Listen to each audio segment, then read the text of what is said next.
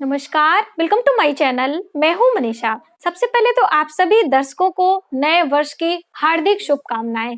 नया वर्ष आप सभी के जीवन में खुशियां लाए, आप सभी के जीवन में धन धान्य की संपन्नता बनी रहे, ऐसी मेरी शुभकामना है। दोस्तों, चलिए वीडियो की शुरुआत करते हैं। आज की वीडियो का टॉपिक है कि हमें कुछ चीजें अपने जीवन में जरूर अपनानी चाहिए।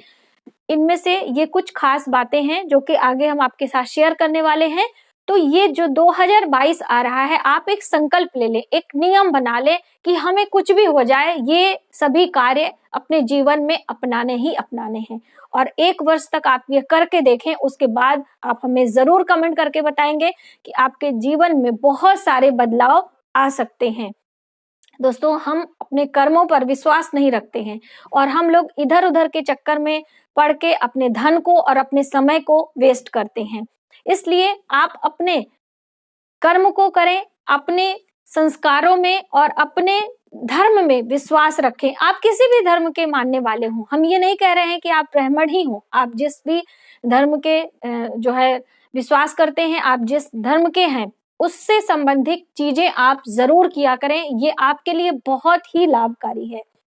तो इसी बात को ध्यान में रखते हुए कुछ एक चीजें आपको आज से ही अपनाना है और 2022 को अपने लिए बहुत ही अच्छा बनाना है, आप कह लीजिए। तो आपको क्या क्या चीजें करनी है? सबसे पहले तो आपको एक गुल्लक बनाना है। जैसे कि हम हमेशा बताते हैं कि आपको एक गाय को रोटी निकालना है, तो आप सभी के बहुत सारे कमेंट आते हैं कि गौ माता को हम रोटी नहीं दे पाते हैं क्योंकि गाय नहीं मिलती है, हम मल्टी शहर में रहते हैं जहां पर ये सभी चीजें संभव नहीं है। तो आप एक गुल्लक बना दें जिसमें प्रतिदिन आप अपनी कमाई का 10वां हिस्सा तो डाले ही। यदि कमाई का 10वां हिस्सा नहीं डाल सकते हैं तो प्रतिदिन आप 10 रुपए 5 रुपए उस गुल्लक में डालें। प्रतिदिन की बात कर रहे हैं, ऐसा नहीं है कि आपने एक दिन डाला दूसरे दिन नहीं, ठीक है। प्रतिदिन आप उस हिसाब से आप डालें। जैसे कि आपके घर में 4 मेंबर है, 5 मेंबर हैं, तो कम से कम 2 रुपए 3 रुपए तो एक मेंबर के हिसाब से होना चाहिए। इसलिए 10 रुपए आप कम से कम डालें। यदि आपकी आमदनी उतनी नहीं है तो आप 5 रुपए भी डाल सकते हैं, लेकिन आप शुरू करें इस बात को। अब जब वो 1 महीने हो जाता है, 6 महीने हो जाता है, यानी कि उसमें इतना धन आ जाए कि उस धन से आप कुछ चीजें परचेज कर पाए, खाने पीने की चीजें, तो आप उसे जाके मंदिर में पहले भगवान को भोग लगाएं और उस प्रसाद को मंदिर में जितने भी लोग हैं, चाहे वो समृद्ध हैं चाहे वो गरीब हैं, कहीं भी आप उस प्रसाद को बांटें। और यदि आपको ऐसे लोग मिल जाते हैं जिसे उनके उस चीज को उन्हें जरूरत है, तो आप उन्हें भी दे सकते हैं। ये एक काम आप करना शुरू करें, पूरे 1 वर्ष आप करें, देखेंगे इसका कितना लाभ आपको मिलता है। अगली एक महत्वपूर्ण बात है कि आप अपने घर में जब भी आपके घर कोई नई चीज आती है, देखिए आप सभी में से बहुत सारे लोग हमें कमेंट करते हैं कि कुछ हमें उपाय बताएं, उपाय बताएं। देखिए, उपाय ही सब कुछ नहीं होता है कि बस एक चीज आपको बताया गया और आपने किया और रातों रात आपको फायदा होगा, ऐसा बिल्कुल भी नहीं होता है। आप निरंतर अभ्यास, जैसे कि आपको पता है ना कि जैसे अभी इतनी बड़ी महामारी फैली हुई थी, इतना हमें हर सरकार हमेशा सजग करती रहती है, हमेशा हर छोटी छोटी बात के लिए हमें हिदायत दी जाती है कि ये आप करो, ये ना करो, ये ना। उसी प्रकार से हमारे जो ऋषि मुनि हैं, हमारे ग्रंथों में बहुत सारी ऐसी बातें उन्होंने बताई हैं कि आप इसे अपने जीवन में अपनाएं ही अपनाएं, और हम लोग नहीं अपनाते हैं और जिसके कारण बहुत सारी परेशानियां हमें घर कर लेती हैं। तो ये चीजें आप करके देखें। करना क्या है कि आपके घर में जब भी कोई नई चीज आती, जैसे नए सीजन में आपको कोई फल आ रहा है, नए सीजन में कोई आप अनाज लेकर आ रहे हैं, जैसे अभी सर्दियों का सीजन है तो हर घर में मक्के का आटा आएगा, हर घर में बाजरे के आटे आएंगे, हर घर में सर्दियों में जितने भी फल होते हैं आप लेकर आते हैं, तो अपने खाने से पहले आप ईश्वर को अर्पित करें। इसीलिए आपने देखा होगा हमारे हिंदू सनातन धर्म में जब भी कोई फल, जब भी कोई नए सीजन में, ऋतुओं में आता है, उसके पहले कोई ना कोई एक त्योहार आ जाता है, उससे संबंधित एक त्योहार जरूर आता है और जिसपे हम उस त्योहार पर उस चीज को भगवान को अर्पित करते हैं, एक दूसरे में आदान प्रदान करते हैं प्रसाद के रूप में, उसके बाद स्वयं ग्रहण करने की बातें बताई गई हैं। लेकिन अभी साइंस का जमाना है, विज्ञान इतनी तेजी से आगे बढ़ रहा है कि हर मौसम में हर चीजें हमें प्राप्त हो रही हैं, हमें ऋतुओं के अधीन नहीं रहना पड़ रहा है। हम ऋतुओं का इंतजार नहीं करते हैं कि 3 महीने बाद हमें ये चीजें प्राप्त होंगी या 6 महीने बाद हमें ये चीजें प्राप्त होंगी। ठीक है, आप समझ रहे हैं ना मेरी बातों को। तो आप इसीलिए जब भी आपके घर में वो नई चीज आती है सीजन में, तो आप उस चीज को पहले मंदिर में दान दें, भगवान के नाम से आप दान दे सकते हैं, या आपको कुछ नहीं होता तो आप गाय को ही खिला सकते हैं। ठीक है, इस तरह करके आप अपनाएं, देखें आपको बहुत लाभ मिलने वाला होता है। अगला महत्वपूर्ण बात है दोस्तों कि आपको अपने घर में रखा हुआ पानी तो ज्यादातर कोई स्टोर ही नहीं करता है। ज्यादातर लोगों के घर में आरओ लगा हुआ है और उसी आरओ का इस्तेमाल सब करते हैं। लेकिन आपको अपने घर में एक पात्र में, हो सके तो मिट्टी के बर्तन में, आप एक घड़ा रखें, उसमें पानी भर के जरूर रखें। और उस पानी का इस्तेमाल आपको करना कब है? सबसे पहले तो यदि आप सुबह जल्दी उठ जाते हैं तो अपने मुख्य द्वार पर उस पानी का छिड़काव करें, वरना आप उस पानी को अपने पूजा मंदिर में पूजा के लिए इस्तेमाल कर सकते हैं, उसमें शुद्ध गंगा जल मिलाकर।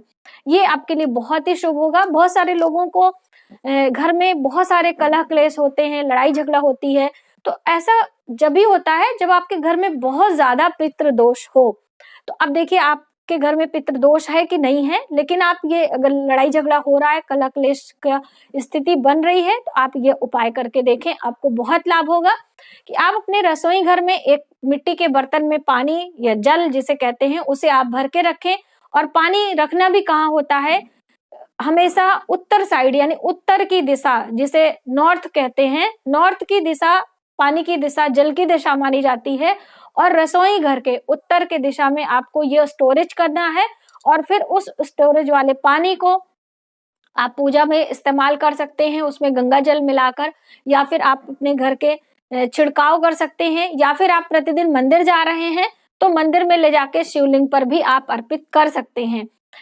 ऐसे बताया गया है कि यदि आप अपने घर से 27 दिनों तक शिव मंदिर में, रसोई में, घर में रखा हुआ जल शुद्ध साफ होना चाहिए, ऐसा नहीं कि आप उसे जूठा मीठा करें, शिवलिंग पर चढ़ाते हैं, तो आपके घर से बड़ा पितृदोष समाप्त होता है। तो इसलिए आज से आप जब भी पूजा के लिए जाएं तो अपने घर से जल भर के लेके जाएं। ऐसा करना बिल्कुल आप ना भूलें कि आप मंदिर से ही जल ले रहे हैं और वहीं पर पूजा कर रहे हैं। और दूसरा, रसोई घर में आप एक बड़े से पात्र में जल भर के जरूर रखें।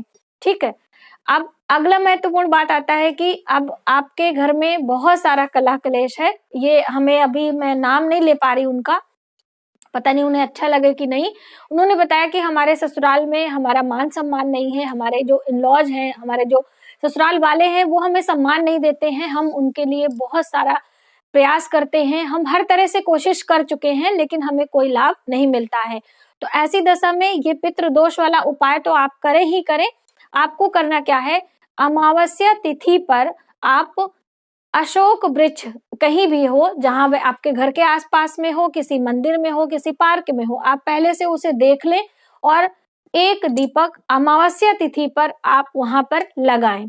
ठीक है, अमावस्या तिथि पर संध्या के समय एक जोत आप जला दें। सरसों के तेल का दिया भी आप लगा सकते हैं, या फिर घी का लगाएं, जो भी आपके पास है आप दीप लगाएं। और दूसरे दिन अमावस्या के बाद प्रतिपदा आती है। प्रतिपदा तिथि पर थोड़ा सा जड़, अशोक की जड़ आप लेकर आए और उसे मौली से बांध दें। मौली से पूरी जड़ को, इतनी बड़ी आप डंडी, एक उंगली के बराबर उस जड़ को आप ले और उसे मौली से पूरा कवर कर दें और अपने पूजा मंदिर में लाकर रख लें। ठीक है, अब आप पूजा पाठ जैसे प्रतिदिन करते हैं ऐसा आप करें। देखें आपके घर से जो कलह कलेश है वो भी दूर होगा। आपको जो आपके इन-लॉज आपको पसंद नहीं करते हैं वो भी करेंगे, लेकिन थोड़ा सा समय लगेगा। आप विश्वास रखें और पूर्ण श्रद्धा भाव से आप सच्चे मन से अपने ससुराल वालों के साथ रहें और देखें इसका लाभ आपको क्या मिलेगा। तो ये बहुत सारे छोटे छोटे कार्य होते हैं दोस्तों, जो कि हम लोग इतना भाग दौड़ के जीवन व्यतीत करने लगे हैं कि ये भूलते जा रहे हैं कि हमें संध्या वंदन करना होता है, हमें सुबह सवेरे उठ के भगवान सूर्य को एक लोटा जल देना होता है। बहुत सारे कम लोग ही हैं जो कि सुबह उठ के सूर्य देव को जल देते हैं। अभी एक लोगों का कमेंट आया था कि उन्होंने पूछा था कि सूर्य भगवान को जब हम जल देते हैं तो उसके बाद आदित्य हृदय स्तोत्र का पाठ या फिर गजेंद्र मोक्ष के पाठ करने की बात हमने बताई थी। तो क्या हमें खड़े होके करना है या फिर बैठ के? तो दोस्तों आप जल खड़े होके दीजिए, किसी पात्र में दें, क्योंकि जब भी हम जल देते हैं तो उसके जो छींटे होते हैं हमारे पैरों पर ना पड़े। और हमेशा इस तरह से करके आपको, यानी कि आप अपने सिर की ऊंचाई से अपने पात्र को रखें, और जिससे वो जल की धारा आपके पूरे शरीर को ऐसे करते हुए जाती है। उसका एक वैज्ञानिक रीजन भी होता है कि जब हम सूर्यदेव को जल डालते हैं और उस जल पर सूर्य की किरणें पड़ती हैं, उस जल से छन के जो ही किरणें आती हैं हमारे शरीर पर लगती हैं, वही हमारे लिए लाभकारी होती हैं, हमारे स्वास्थ्य के लिए काफी हितकर होती हैं। इसलिए सूर्य को जल देने के लिए हमारे ऋषि मुनियों ने हमें सलाह दी है। तो आप इस तरह से करें, और जो भी आपको पाठ करना है आप वहीं पर लाल रंग का आसन बिछाकर आप पाठ कर सकते हैं, बैठ के कर सकते हैं, आराम से पूर्ण श्रद्धा भाव से करें, वही आपके लिए हित में होता है। तो ये भी आप अपने जीवन में आजमाएं कि सूर्य देव को प्रतिदिन आपको जल देना है। यदि आपके ड्यूटी, आपका ऑफिस इस तरह से है, जैसे आप नाइट में ड्यूटी करके आए हैं तो आप सुबह सूर्योदय के समय आप नहीं उठ पा रहे हैं, तो आप संडे यानी कि हर रविवार को आप सूर्यदेव को जल देना प्रारंभ करें। रविवार का दिन भगवान सूर्य से जोड़कर देखा जाता है। यदि आप सुबह सूर्योदय के साथ में रविवार के दिन उठ के भगवान सूर्य को जल देते हैं तो भी आपके लिए बहुत ही हितकर होता है। ये आप प्रारंभ करें, देखिए आपको बहुत लाभ होगा। अगला आपको एक चीज अपनाना है कि यदि आप पितृदोष से पीड़ित हैं, आपके घर में भी अनावश्यक खर्चे लगे रहते हैं, बरकत नहीं होती है, तो हर अमावस्या तिथि पर, महीने में एक अमावस्या और एक पूर्णिमा आती है, तो आप अमावस्या तिथि पर एक भोजन, यानी कि बना हुआ भोजन यदि आप खिला सकते हैं ब्राह्मण को तो बहुत अच्छी बात है, वरना आप सूखा अनाज जिसमें दाल, चावल, आटा, गुड़, चीनी, जो भी मिठाइयाँ, फल, सब्जियां, जितनी भी चीजें खाने पीने से संबंधित होती हैं, एक थाली में आप लगाएं और उसे मंदिर में दान करके आएं। साथ में दक्षिणा आपको जरूर रखना है। जब भी हम ब्राह्मण भोजन कराते हैं तो आप चाहे घर में बुला के भोजन कराएं या फिर आप भोजन मंदिर में दान करते हैं तो दक्षिणा देना ना भूलें, वरना आपका जो ये आपने दान दिया है वह पूर्ण नहीं होता है। तो बिना दक्षिणा के हमारा दान अधूरा होता है।